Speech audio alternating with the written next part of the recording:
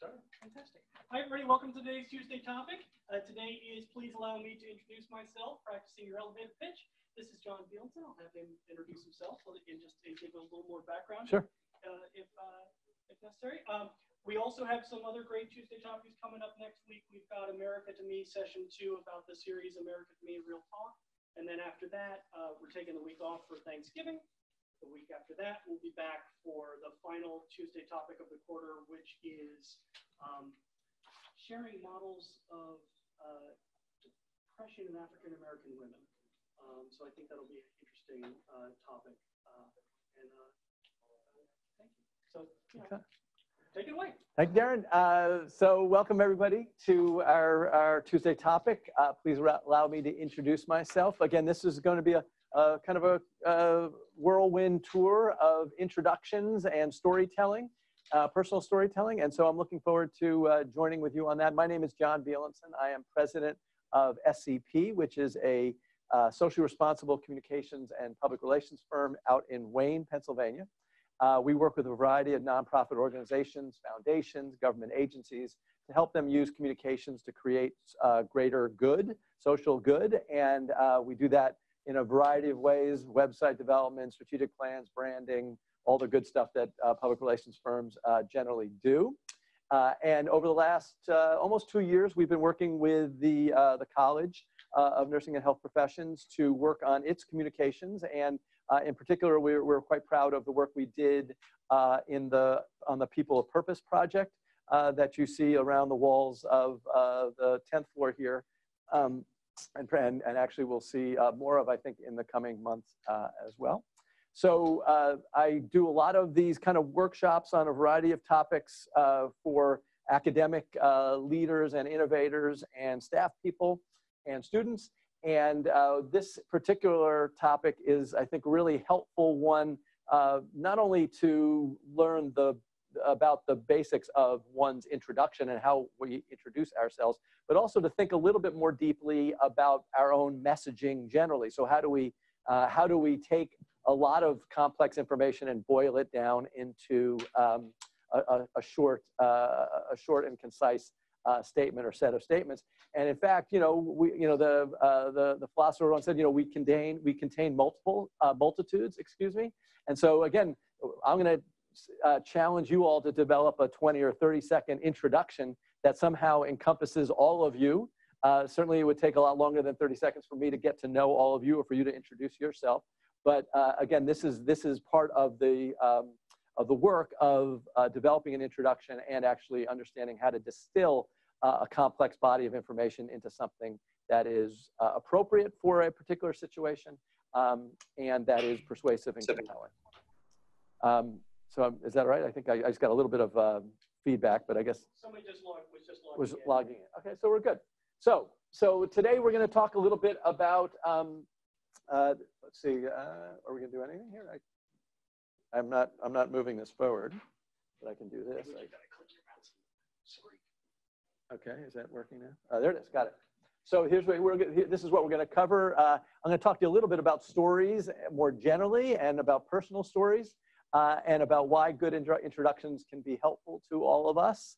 And then we'll go through some work about reframing your introduction, perhaps to be more compelling or more persuasive, and to develop this elevator speech in a certain way. And then perhaps practice reintroducing yourself to colleagues who are in the room. So that's where we're headed. And by about 50 minutes from now, hopefully you'll have some ideas to play with in your introductions and your own personal message.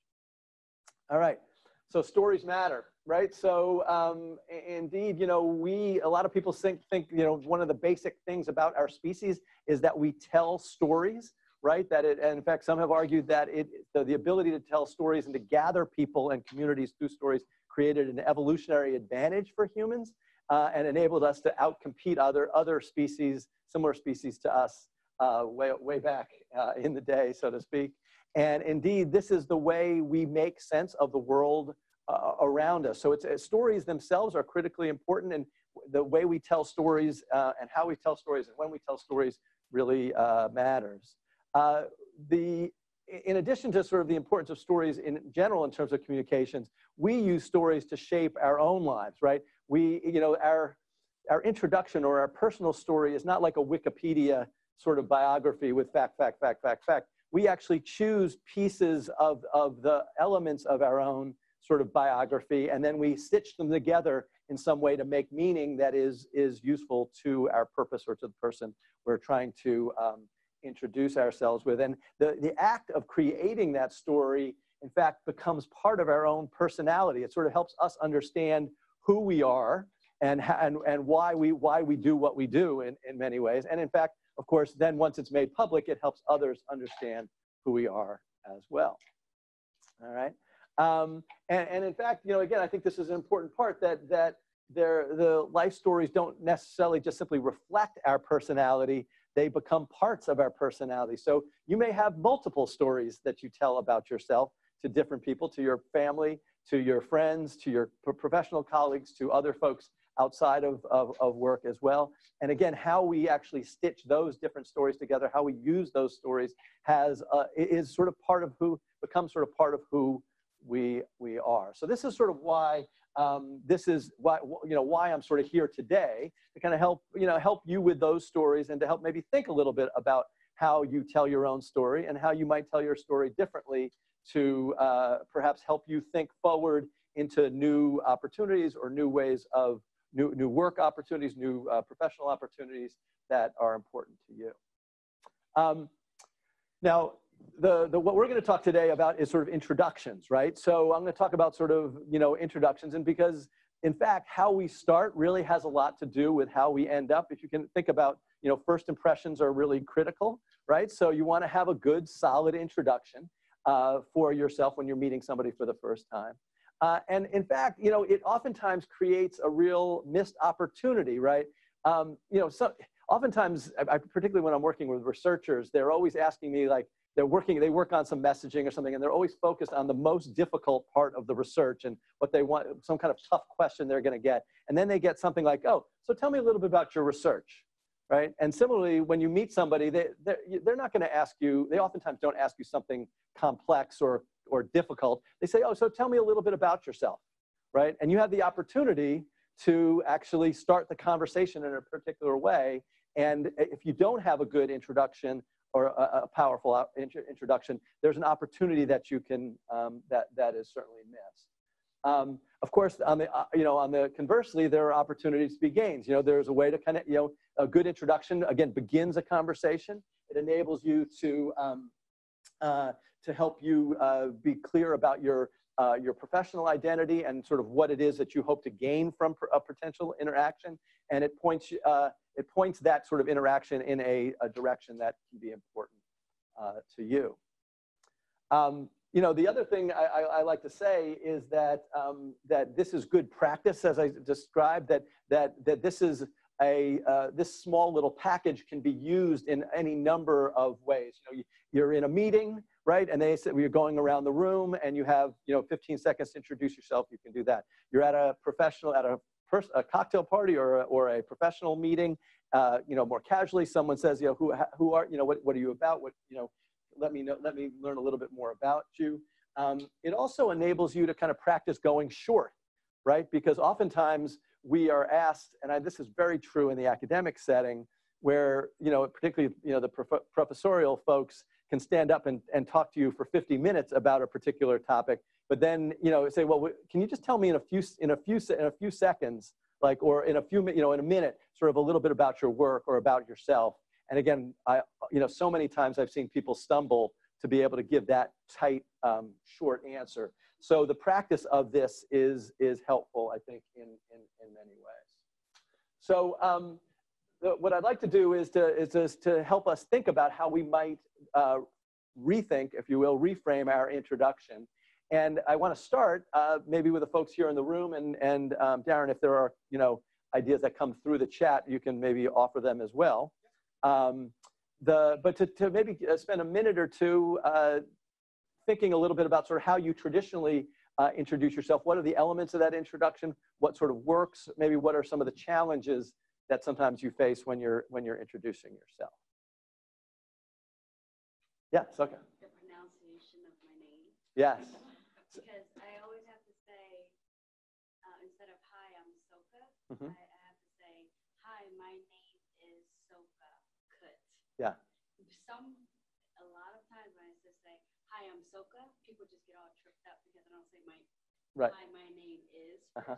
Right. I don't know why. But perhaps it's just not familiar. They don't have the context for that. But I mean, I will say, my name is Beilenson is very hard to spell. So if people actually have to really know my name, my last name, I have to do a much longer kind of explanation about how it's spelled and et cetera. And again, it can trip you out. Yeah.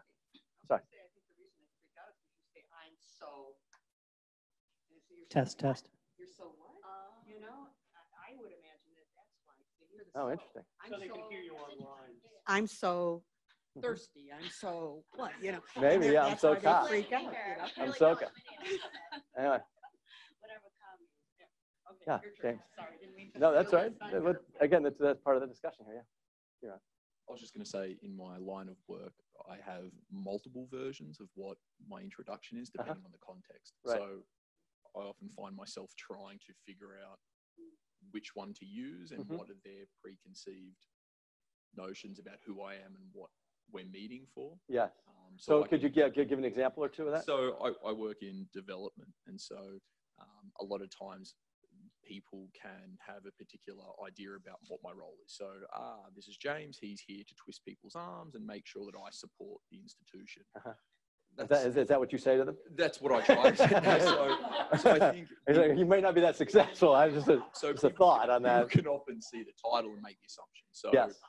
For me, it's about trying to disarm that notion initially. Yes. But I've certainly had it go the other way where people then ask me, oh, well, let me know who the development personnel is. And I say, oh, well, and then I've gone too far one way. So that's interesting. It can be interesting. So, and how do you try to disarm them? What's the way of sort of talking around this concern about being seen as the development person?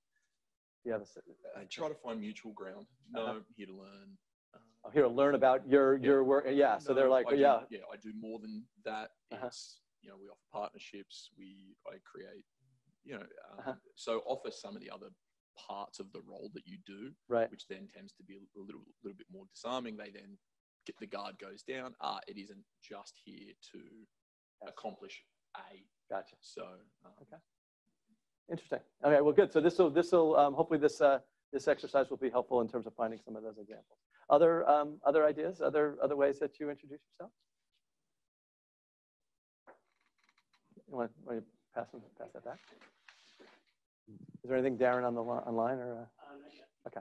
I just always stumble every single time. It's like I'm the deer in the headlight. I have to introduce myself all the time, but whenever it comes around to me, I'm just freeze. And I should just have this, really easily rehearsed statement, but I never seem to. It always seems to just catch me off guard, and I don't know why, but I don't know if that happens to anybody else. But yeah, I think it resonates with me what you just said. It's because it's contextual, as James said, so you can't always be prepared, right. Because you're trying to read your audience, and so that's why you stumble, and it's really hard sometimes to connect. I think that's a very thoughtful point, actually, about being so concerned about the audience that we forget about our own story, right? And so, for me at least, you heard my little introduction here, and you'll see another version of it in the talk in just a second. But it's if you do have that little nugget, that's there, and you have the muscle memory around it. So even when you feel a little bit like the deer in the headlights, you can, I'm John Beilenson, president of SCP, Socially Responsible Communication. I have like 3 or 4 things that I always say, and I can always go back to that, even if I'm not sure it's the best way of talking about my work. So. Okay, so I think that goes back. I think you answered the question, but one thing I also struggle with, because I manage a number of clinical trials, I don't know which one to talk about. So people say, well, tell me a little bit more about the clinical trials, and I go, okay, well, which one? So if there's a way you can help with that. Okay. Well, I think we can certainly work on that as well. And I think one of the things to remember, right, is that this, and I'll say this in just a second, that this is not. So you are not explaining your entire career and maybe not even your entire role in the first 20 or 30 seconds. You're basically, and we've called it sort of elevator pitch. So it feels like you're trying to pitch something, but in fact, it's more of an introduction. It's the beginning of a conversation. It's the beginning of a relationship. And so you want to take a little bit of the pressure off yourself to be, because you're going to necessarily be incomplete, right? And then if you do it well, you'll be inviting, right, additional questions, and then you'll be able to answer those more specific questions, because you may not know what their questions may be. So just a thought in that regard. All right, so this is very helpful. I don't know, again, anything. I'm gonna try to remember the people online, but nothing there. Please chat us your questions. And oh, wait, hold on, I just got one that just came in. there we go. Let's see, can I have the microphone? Yeah, normally we have to you have to sort of harangue the people on the phone. All right, so here we go. Let's see. I share the struggles of those who spoke. One thing I've done to help calm my nerves and my nervous response is by preparing for the introduction the night before and think of what I can say about myself that is directly relevant to the event, meeting, or gathering. I'm also becoming more comfortable with telling a little bit about myself that I think is relevant and inviting folks to follow up with me one-on-one if interested in learning more. For example, I try to listen and find commonality and listen and mention that in the introduction. I have struggled a lot with this very topic and I'm still learning. Thank you, Brandy Jo. So actually a couple of really good points, and I'm going to turn this thing about how we're going to follow up. I think that's actually a critical, that what's next has to be part of that elevator speech as well. And I think in the development world particularly, that's certainly something you're always conscious of. But again, because this is an introduction, you want to be thinking about sort of, well, if you want to learn more about what I do, maybe we can meet later, or do you have any questions, et cetera, that would invite, again, further conversation. So again, excellent. I mean, she sounds like he or she sounds like they're struggling, but they're actually pretty far along in this work, and that kind of preparation is obviously always important if you're going to be giving any kind of presentation or any kind of public kind of talk. All right, so the question is there is an opportunity now as you kind of think about your introduction for a couple things. One is to just do a better job at what you're doing now, and we're going to get to that. But there's also a broader opportunity, because sometimes you may be thinking about the next thing, right, for you or in your work. And so you want to think about who is the new, you can use this story to try to imagine, again, if that's appropriate for you in your workspace, you can use the introduction to imagine where you may be headed, right? And to shape that introduction to invite people to engage with you towards that new role or in a new way. Okay, so this is not, that it may not be appropriate for everybody, but again, I want to, there may be something that's a little different. And so that's where both the reality of your role or reality of your professional life and the introduction sort of intersect. All right. So let's talk a little bit about the actual personal elevator speech, right? Okay, couple basics, right? As I've said before, it's short, 20 to 30 seconds, right? You want to get the ball rolling. You don't want to be talking for 2 or 3 or 4 minutes before, rambling around, talking about your childhood, talking about this small piece of work that is not that central to the thing you're doing, or that the person doesn't care about, and they're kind of checking the room to see if they can talk to somebody else. Again, 20 or 30 seconds so they get a sense of who you are. It's general, right? It's the high points. It's not, again, it's not your whole vitae. It's not all of the work that you've done over the course of your life. It's a way of getting started and starting a longer conversation, right? So you want to think high level, 30, if someone's kind of looking at you from a 30,000 foot, level, and or maybe a 25 foot level, and looking down at you, what do they need to know in 20 or 30 seconds? So here's a little so again, it's just a relatively few words, and I love this this New Yorker cartoon. If you were to boil your book down to a few words, what would be its messages? And I show this all the time in front of researchers, because I think it's relevant in terms of the introductions as well. As like, that's me, right? There's that tome, that huge tome of me. I contain multitudes. This is, you're asking me, tell me a little bit about yourself. Well, but there's so much you need to know about me. There's so many wonderful things I can say. And in fact, they're just, all they really do, they don't want the tome, right? They want a few words. That is true. They want to know about you in a few. Just tell me a little bit about, when they say a little bit about yourself, they really mean a little, right? They don't mean a whole lot. I mean, eventually they may want to know a lot more about you, but when they ask you in terms of your introduction, it's quite, it should be quite small. All right, so 4 parts to a personal elevator speech, okay? The headline summary, a bit about your past, something about your present and future, and a call to action. And again, these are, again, you can adapt these to a lot of different situations beyond your introduction, but we'll just stay with this as a sort of a learning moment over the next 35 minutes or so. All right, so what do we mean by a headline, right? So it's something that kind of captures what you want people to know about yourself, about you, excuse me, and again, in a single sentence, right? And again, this is the piece that I think people really should spend some time on. It's not necessarily that easy, but if you can find something that's good, that can be very helpful. So, you know, I'm a nutritionist and a policy wonk with a commitment to the public good. I was going to actually, when I was looking at this, I said I'm a nutritionist and a policy wonk with a hunger for making, you know, practice change. Right, exactly. So it worked. That worked.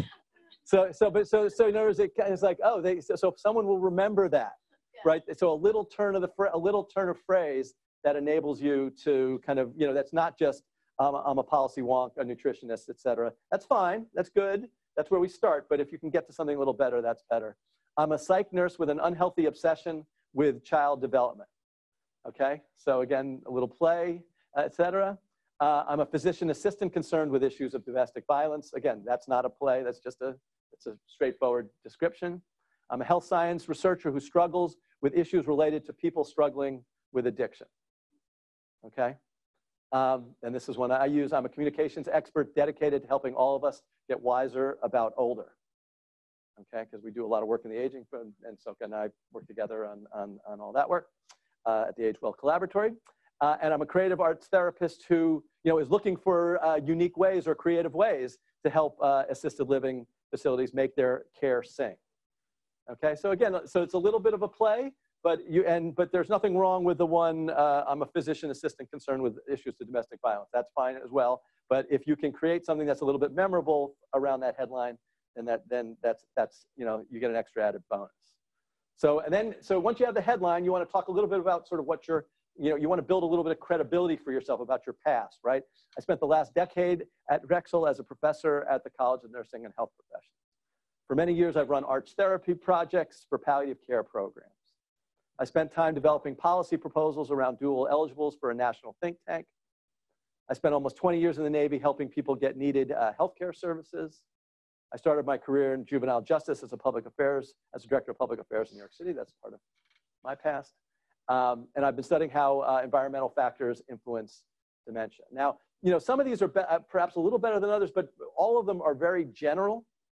Right? Again, you only have 20 seconds. When I kind of started to play with my own, you know, and you'll see mine in just a second, the first time I did it, it was like 55 seconds, right? So 20 or 30 seconds is not very long. So you really do have to, it's really a sentence or two on your, you know, the headline, a sentence or two on your past, then a sentence on your present or future. So I've recently started a new community health clinic to deliver family-centered therapy, and at that, right?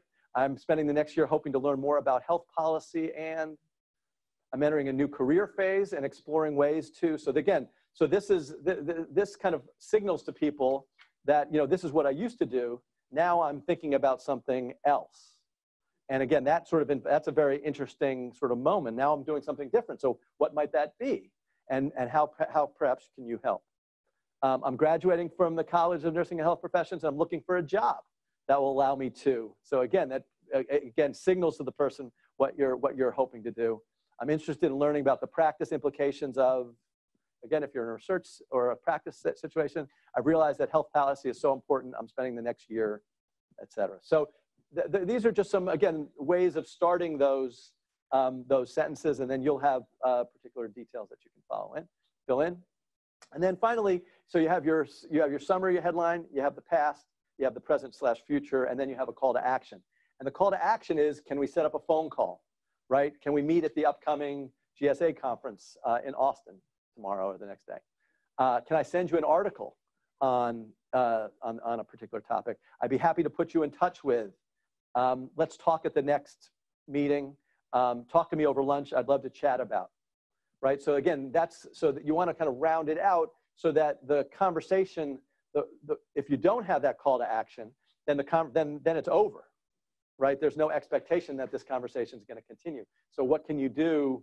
What can you do? How can you imagine staying connected to that person? Now, sometimes, you know, depending on whether this is a full-blown sort of introduction, you may not, and you know you're going to have a little bit more back and forth. That call to action may not be the thing that you say at the beginning.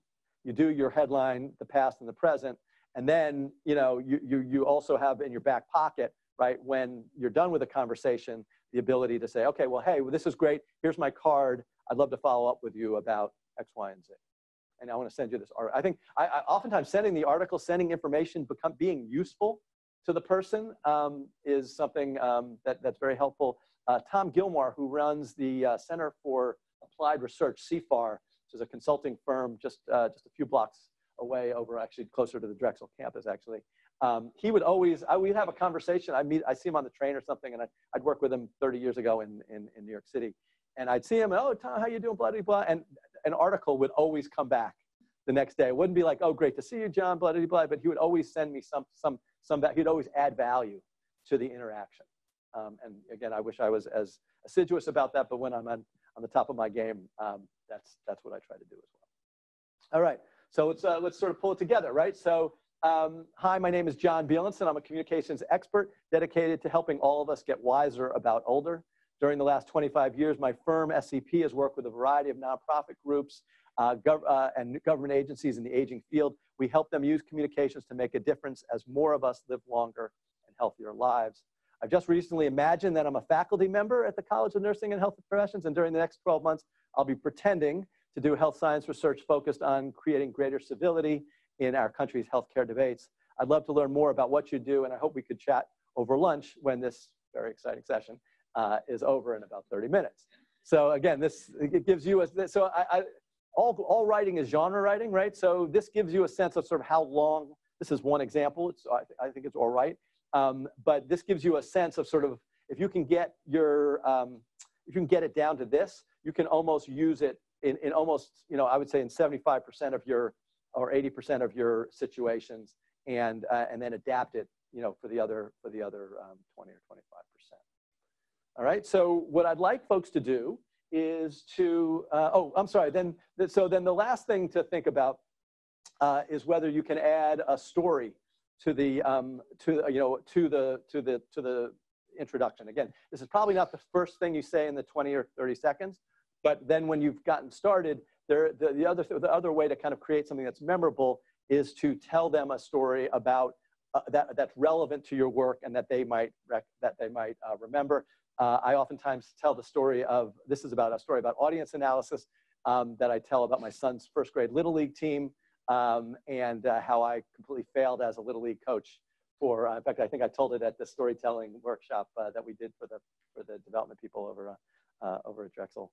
So I was going to be this great coach and transmit all this hard-won knowledge about baseball to these young, impressionable boys.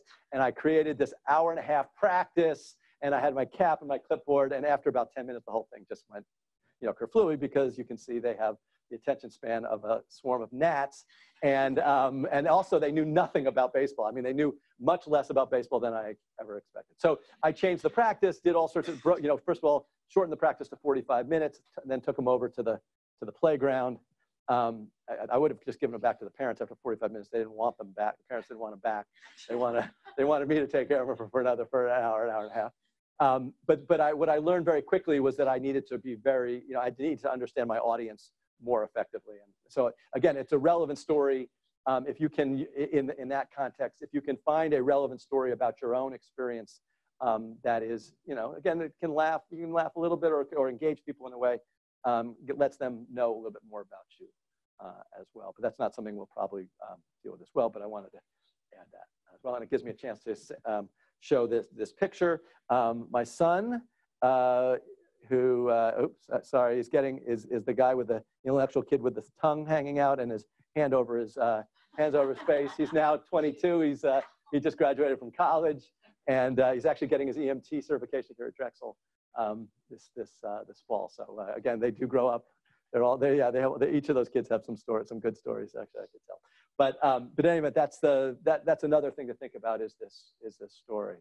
So let's think about reframing your introduction. I would like folks to take a look at their worksheet, right? To take some notes around each of those headlines. See if you can write your headline, write a little bit of past, etc. And then in about 5 or 10 minutes, yeah, I'll give you 5 or 10 minutes, and then what I'd like you to do is to pair up in the room here and reintroduce yourself to a colleague, and then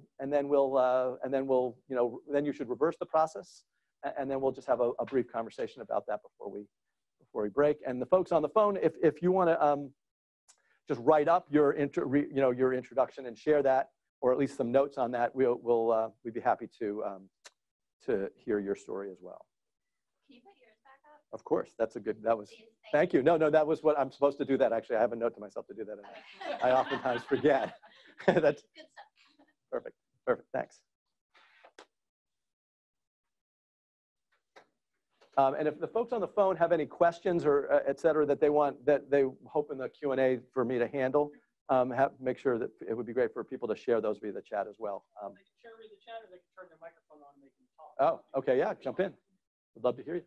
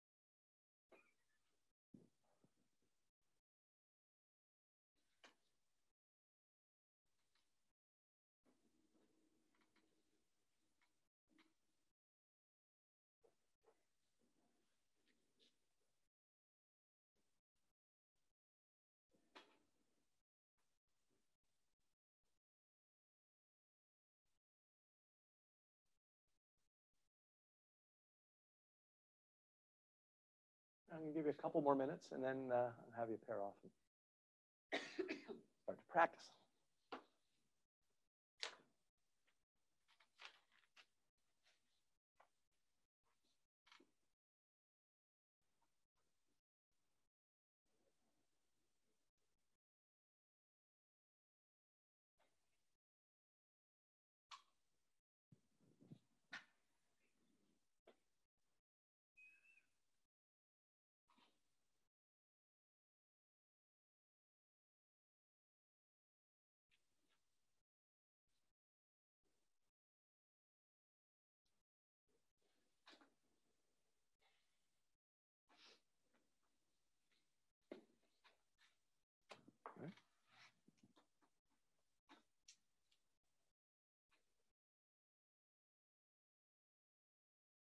So I think we've got sort of an even number of people. So maybe you folks here, and then you might turn around and talk. Okay.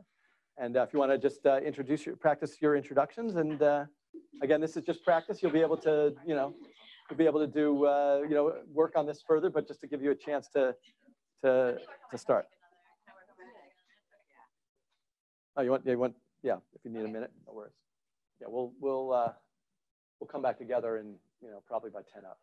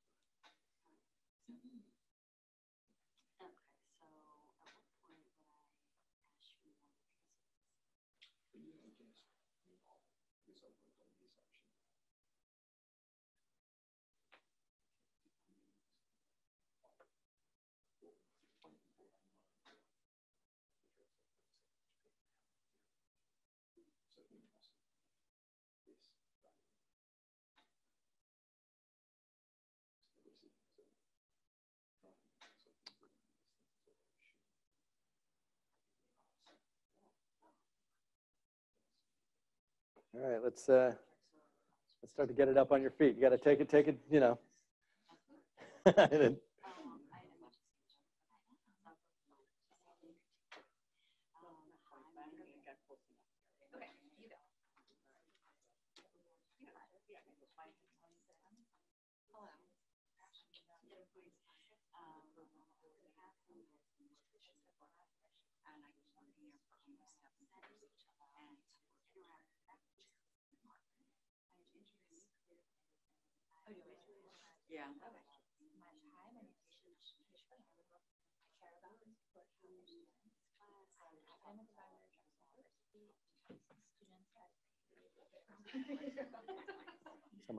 Someone there.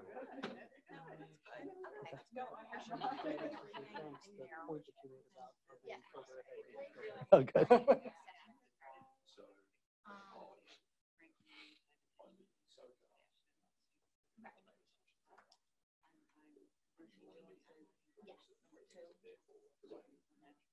Well, if you want to do it, why don't you do it all together as if you were kind of introducing yourself?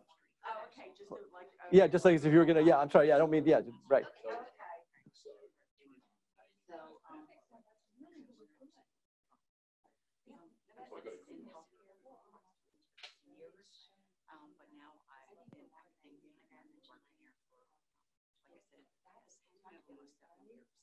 So I open students out, I'm also a graduate program, so I have something else in the program, so I can take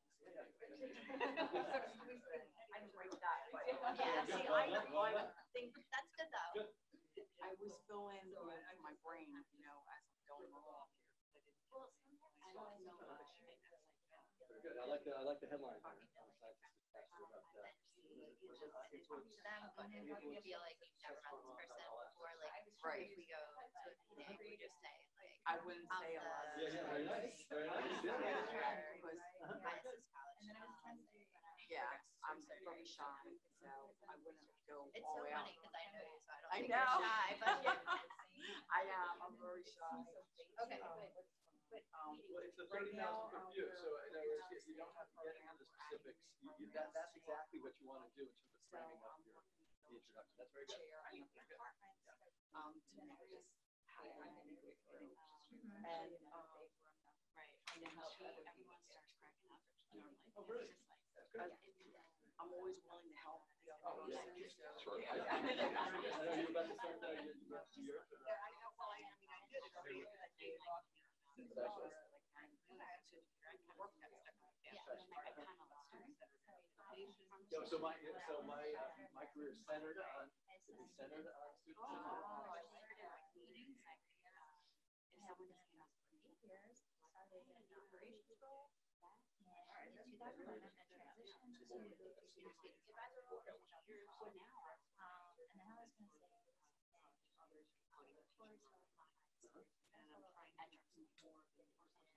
university-wide processes and policies, so lately I've been serving on committees where we review student processes and policies. And whatever in this setting, Think a little bit more about the big picture and how they affect students. Okay, so I think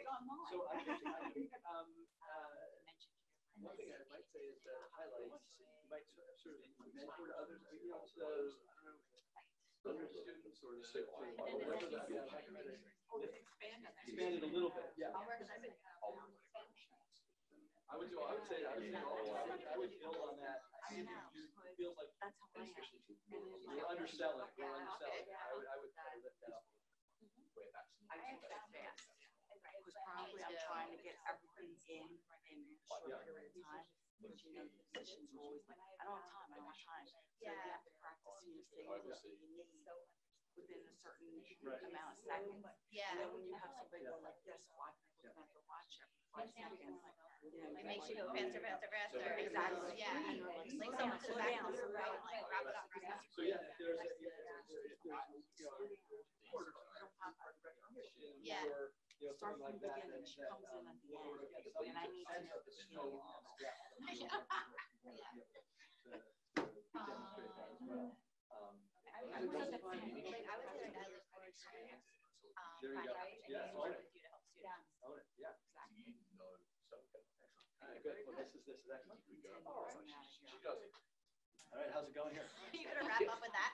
I'll wrap it up in 10 years. So I heard your introduction, right? The first line, right? And it describes your role, right? And I would think that's really more. It's a little bit more about sort of your presence or your I'd like to have a sense of sort of what you're really about. Like how would you introduce so that I know something about you? I want to learn more about not just your role necessarily, but sort of what it is that you care about, what you're passionate about, what you're interested in, what your work from a 30,000 foot level really looks like. So that's what I heard that. And I was like, oh, that's perfectly fine. But I think you can cover that down there, particularly if you're not thinking about another role or something like that. You say, right now I'm in this role and this is what I do. But you can, you might have something a little, little splasher at the top. So Katie, how? I'm good. I'm good. Yeah, I'm good. I need to type that out. Okay. You gonna type that up? Yeah. Okay, good. Yeah. Scribble. And Susan, what was your take on that? Hers was free. Okay. And the headline, what was your headline? My time name is Kate Sonic. I'm an academic advisor to Archstone. I assist students at the university and work to complete their degrees. Okay. So that's again your role. So that, and again, nothing wrong with that. That's very, and again, I think in a lot of That's why I always try to keep this short. but I mean, you're basically helping to launch. I would like to. I'm passionate about launching the careers of students, or I'm sorry, launching what do you work with now? I'm an academic advisor. Here's what I had first. I had, hi, my name is Kate Sonic. I care about and support college students. Right, but in what way though? So in other words, you're trying to sort of. I want to help students find their. I'm passionate about helping students find their academic passion. I mean, just to kind of give them a sense of like, this is generally what I'm about as opposed to my particular role. In my role, these are the instrumental things that I do. Right. Yeah. But think about that, just that first introduction. And I want to know a little bit like, oh, well, what is she really about? Yeah.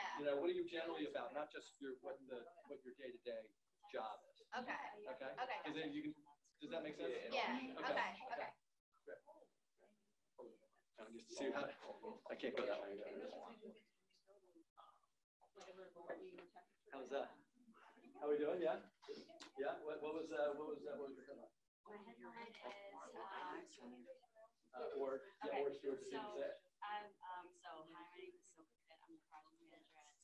be obsessed with meeting deadlines. Excellent. Okay, very good. Very good. Okay, good. So I was going to say, because you have your role in here, I mean, this is one thing. It's one thing to say sort of what your job is, but I think I do want to find out something about you.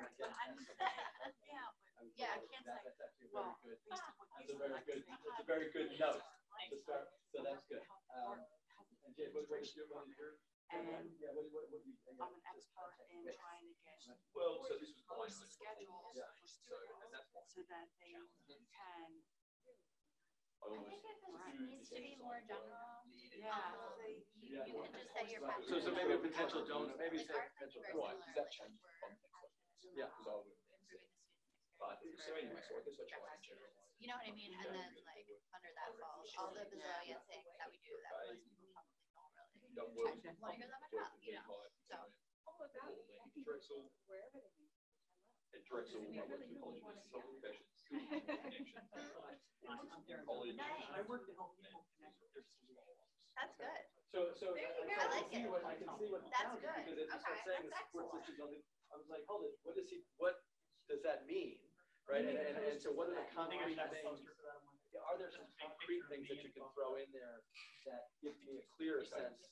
You know, I help with that. That means I develop. I find new funding. I help find funding for to something that people can. So that way they don't lose. You know, look, your role is your role, and you have this. You're starting this conversation with somebody with this intent at some point. So you need to give them at least a little bit of a sense, maybe not in the first sentence or second sentence, at least by the end of the introduction, that you're And then I bring out sweats. with them. And that may be, and you might think about, well, what am I trying to achieve with this person? Yeah. In the most specific way. And I guess in that case, so it's with the individual. Yeah. I could give them then, for an example, Then you teach them. other individuals. Yes. Yeah. So I work with people like this person who established a scholarship program for students who, from various backgrounds to support nurses. So, all right. Interesting. Yeah. Okay. I'm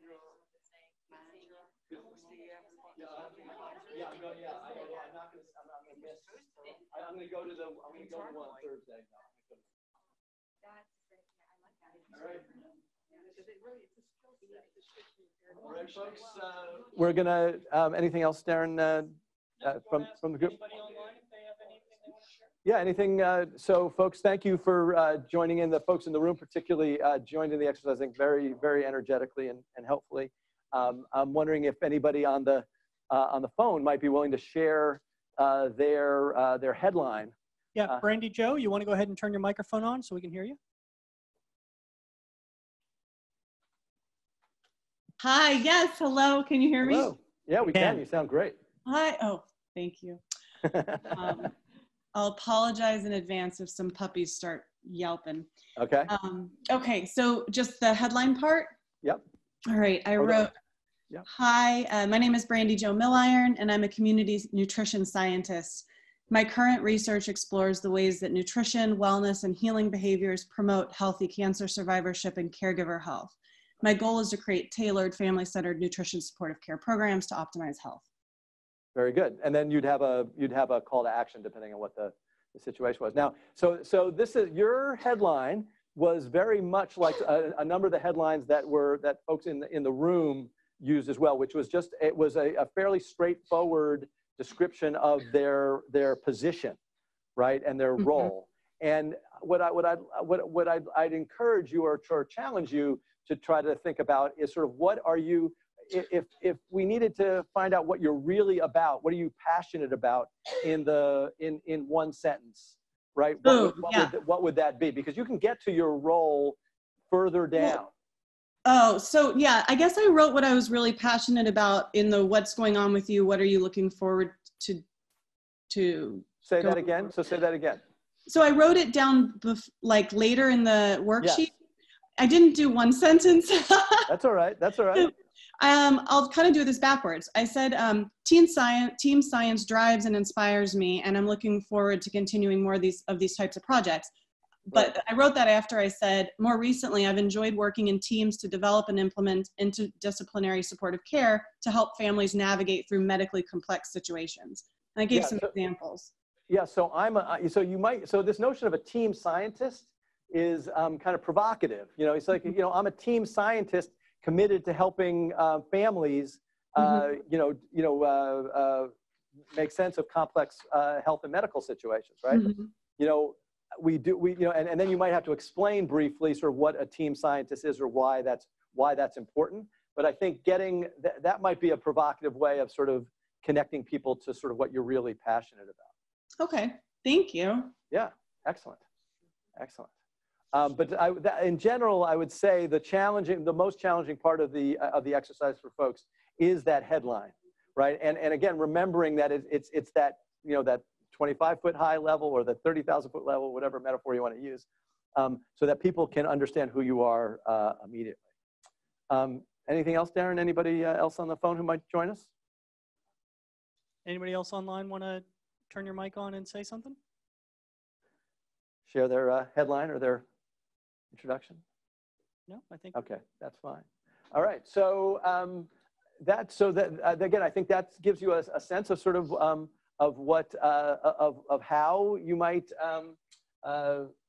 first of all, I think it gives you a sense of sort of why we want to think about these introductions. And again, as we see at the end of Casablanca, you know, I think this is the beginning of a beautiful friendship, right? So the notion here is to figure out, how do I introduce myself in a way that sets up this relationship going forward, and how do I, particularly in a very short little span of time, you know, create a real snapshot and one that's also not just sort of accurate, but perhaps emotionally accurate, as well as sort of professionally accurate as well.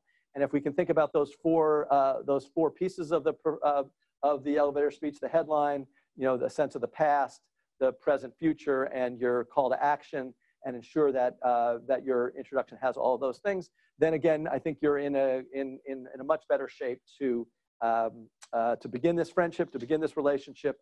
We always say you can see in the bottom left corner there of the slide, connect, communicate, change. Our belief is that communications takes place in the context of relationships. So this introduction is a way of starting the relationship. From there, you can then start to communicate more deeply about sort of who you are, what you're about, and the substance of your work. And then ultimately, through that effort, we create change, changes in understanding, changes in attitudes, changes ultimately in behavior that help you create the impact that you're seeking. So that's where we end up for today. If folks, my information is there. Our website is aboutscp.com, where you can find us on Twitter at aboutscp. So follow us, and we'll follow you back. And again, if folks have any questions, particularly about today's talk, I'm happy to answer those questions and even review draft introductions that you've been playing with. But I want to thank Drexel and Darren for having me. And thanks, everybody. We'll